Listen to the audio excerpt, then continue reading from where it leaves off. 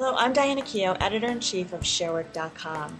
Today we're talking with Judy Bartel, who is the Director of Clinical Programs with the Hospice of Western Reserve in Cleveland, Ohio. Judy has agreed to take questions from our members that have come in over the internet. Judy, the first question has come in from Facebook. My dad fell and broke his hip and is no longer able to live on his own. Where do I begin? You begin with your physician, asking your physician what medical components to the hip fracture and repair are available. Does he need placement? Is this short-term, long-term? So what are the immediate medical needs? That's where you begin. From there, you would go to, if there's placement, there's ombudsman in each state. There's aging websites. If you just type in care of the aging patient with a hip fracture, then you'll get information related to that. But the best place to start is with your medical team.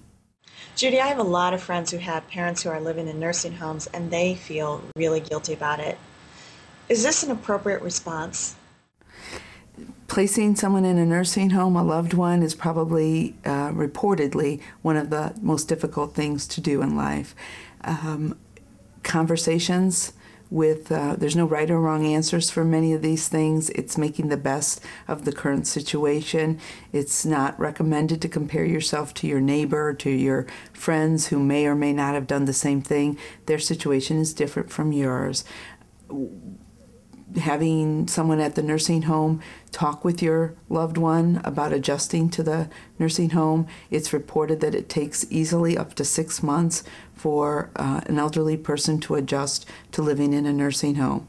And after that they will probably adjust fairly well into that nursing home. This woman asks, my parents are currently healthy. What can I do now so that it doesn't turn into a crisis situation when the time comes for me to take care of my parents? All diseases, all relationships, all advanced care planning, aging discussions should start soon. Should start at your Christmas table, at your Thanksgiving table, start at a 4th of July. They can be done over a joke or kiddingly, like, Mom, if you should have a stroke, I'm the child that gets all the jewelry. You can start things in a light way and just start the conversation going. But people should start advanced care planning conversations early on in a relationship. All of us should do that. Even if we deem ourselves to be young still, we should have those conversations with our children. So start conversations early to get a feel for what the person's philosophies of care and life are.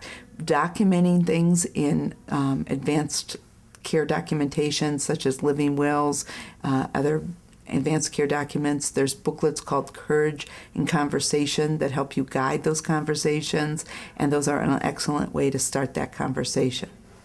This is another question from Facebook. I'm caring for my mom and thought about hospice, but my doctor hasn't mentioned it. Should it be something I consider?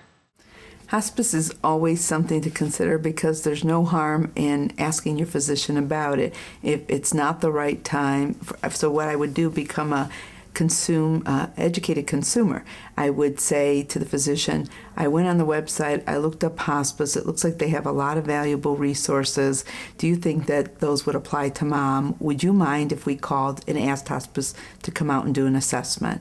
And then between hospice and you can make that decision if it's the right place for Mom. Judy, thanks so much for joining us here on ShareWork.com. This is one of those topics that all of us are going to have to deal with eventually. If you'd like more information on this topic, please go to our website at www.sharework.com.